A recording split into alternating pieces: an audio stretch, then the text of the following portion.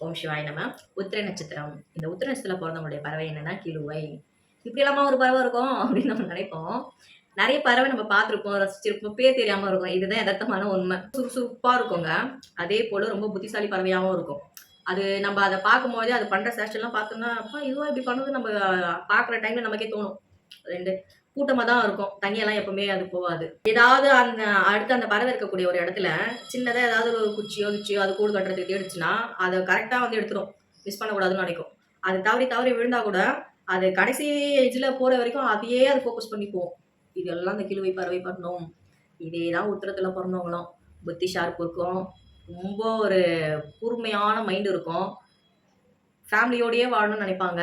ஃபேமிலிய விட்டு குடுக்க மாட்டாங்க. அதேபோல தனக்கு வரக்கூடிய சின்ன வாய்ப்பா இருந்தாலும் அத மிஸ் பண்ணவே கூடாதுன்னு நினைக்கக்கூடிய குணங்கள் இருக்கும்.